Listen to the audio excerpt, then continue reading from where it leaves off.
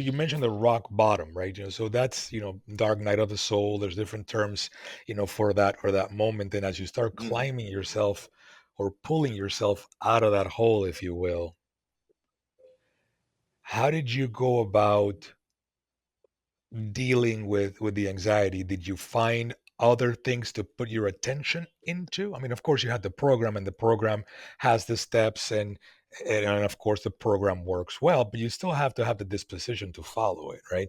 So, in talking to different Right. people that I'm meeting, uh, it seems like everyone has the one thing that they were able to focus on to not to hang on to not go back to the drinking. Was that the same with you? Yeah. So when I did my program, I did a bit of the steps. I didn't do all the steps. I found a program that worked best for me in an inpatient program, and because I don't, addicts don't do anything easy, I got permission to live out of the inpatient program. So Mm. I was working at the same time, training clients, going to the rehab, and then coming home. Sorry, going back to work, then going home. But this, what I use and what I use with my clients now when I deal with them is my secret was, and I truly believe this is, if you know your why, if I know my why as to why I was drinking, why I was escaping, what I was escaping from, that is the first step for knowing why I won't do it again. If I know why I drank, and it wasn't to get drunk, what was I escaping from? Why did I need an escape? Once I figured that out, then that was my ammunition to go, okay, I know what that is. Now I need to figure out how to handle that, right? I understanding that, and there was a lot of things I did. I did EMDR, which is a very important key tool I give to a lot of people. Um, the other one is no understanding that, and this is a big one. It took me a while to get through this one. Every memory we have, the reason we can recall them so quickly is their memories, is that they're just electrons in our brain. That's it.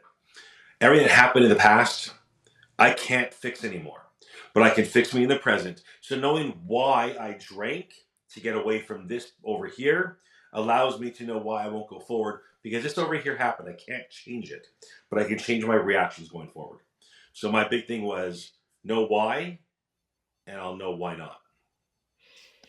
That's fantastic. So you mentioned, tools, having your Yeah. why, knowing what you're escaping from, EMDR, memories. As you put these tools together, do you find, in your journey, you said, 18 years, uh, do you find yourself taking out and adding from that bag of tools? Uh, Yeah. All the time. All the time. So EMDR, if people aren't familiar with it, it's eye movement desensitization and reprocessing. Essentially, taking what your trauma was or whatever you're needed to move past. And I'm giving you the really quick Reader's Digest, great version of this that I put together. Is you take it, you acknowledge it, you see it, it's there. We can't take it away, but we can acknowledge it. We don't have to, befriend it. Just acknowledge that it happened. Stick it into a drawer. Close the drawer, and you can revisit that drawer anytime you want. And I recommend open the drawer. It's still there. Okay, I can handle it there, but it's not forefront, or it's not living in the back. It's not like when you walk into a messy, your office and your desk is messy and you just can't handle it. I've cleaned it all up. You stick it in there, so that tool is great. And I actually go there a lot, where if I'm having a moment, and I still react the same way. If something is bothering me or I'm getting triggered by something, and that could be anything from my kids upsetting me, right, to you know something catastrophic in the world that I might upset me. I close my eyes, big deep breath in, and just allow what's happening to be processed. And that's all it is, the processing. And then I put it in that drawer and I'm good to go. Uh, Knowing why again. So part of that why is kind of, I know why I drank. I know the triggers that are associated with it. And I know why I don't want to. Because my don't want my why to know why I don't want to for anything that comes forward. It's not always the trauma of the past. I use drinking as a way to escape. In general, I know how that movie ends, and I do that a lot where I say to my clients, "We've seen this movie on repeat over and over and over again. I don't like how it ends. The ending got boring for me. I need a new ending."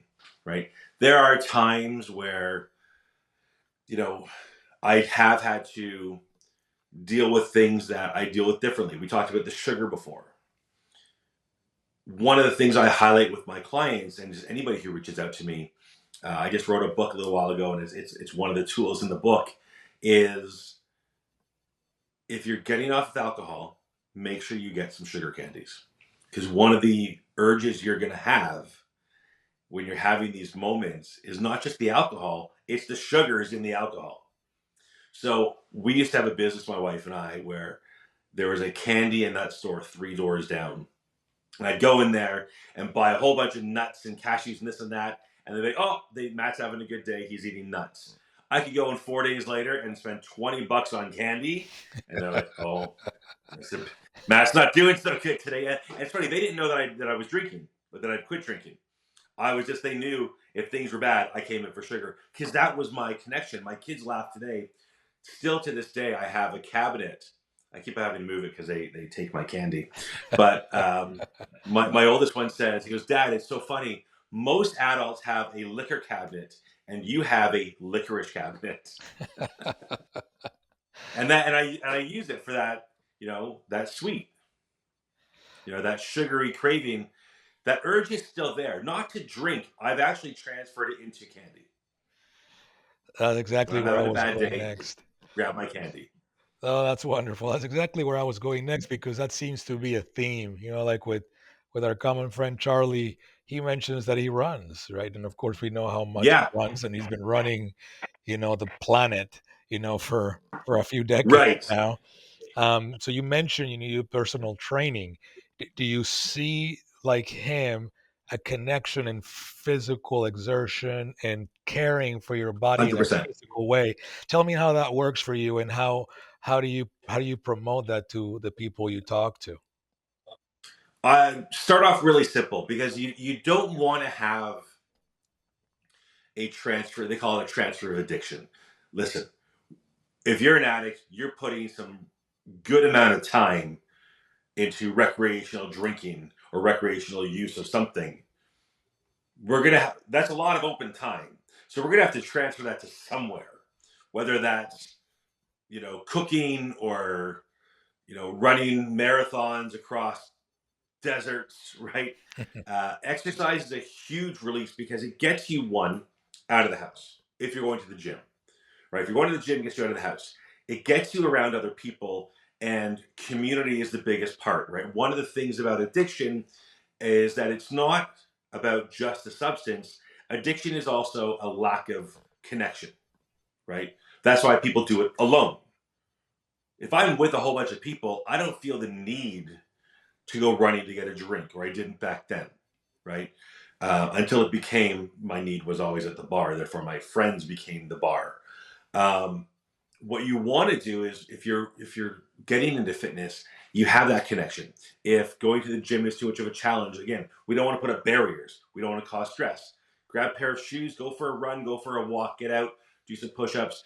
The endorphins you build up in your body while you're exercising, we know are amazing for you.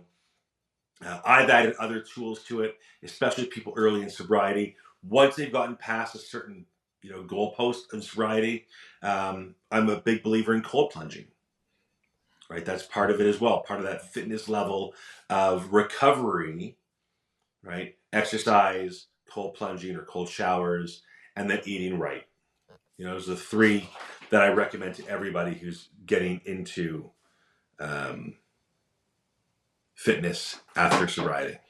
So it's But it's basically a huge. process, basically a process of reframing, right? It's basically teaching the body Yeah, to need other things that are far healthier for you. Because we know we get those endorphins, like you say. We know that the chemical makeup of our body improves or changes in a positive way if we feed it well, mm, if we train it with care, and basically replacing that feeling of drinking with a better feeling through a new process. And yes, Yeah. the temperature changes through cold plunges, hot and cold plunges, it's I'm a big fan of those as well. And not only for all the medical benefits, but also because it creates that resilience in the body to resist. Yes. Right. So I'm assuming that's part of your routine as well. Yeah. Part of my routine, I cold plunge every day. I'm a big believer in cold plunging for a few reasons, and it's helped out. My wife does it now as well. We try and get the kids. Doesn't happen that often. Um, you get in the cold, and all you want to do is jump out. That fight or flight kicks in. When you get into that cold plunge, you just hop right in. Just go. Just have a seat. Go. It's going to be cold. What I have learned is it takes about 6 seconds for your brain to actually process that you're in the cold. You do it slowly, it gets colder. You hop right in. You're in before you realize it's cold. Um, but then you're in, you want to get out, and you fight that urge to get out. That's your fight or flight that kicks in. And if you fight that urge to hop out, you sit in there and you breathe. I have found things that might trigger me in general, not for alcohol, but just trigger me where I might lose my temper or get into an argument with somebody.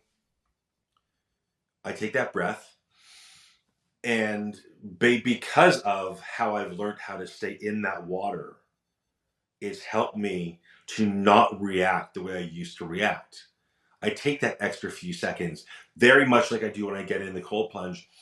I want to get out, get my breathing under control. Same thing happens. If I get into a situation where I feel that, fight coming up, that flight or fight, your heart rate increases, your body temperature increases, your breathing increases, slow that down. It takes about 5, 6 seconds. Then you're often better. So same thing when I do that with clients where if they're feeling that urge to drink, get your breathing down. If you need to, I've told them flat out, quickly hop in a cold shower. That'll change everything, right? And that brings on things for anxiety as well. If you're feeling anxious, grab a handful of ice, squeeze it, stick it on the back of your neck, right? Or you want to really do it, grab some cold water, get a straw, sip it through, get a brain freeze. That takes every thought of what you were looking to do away.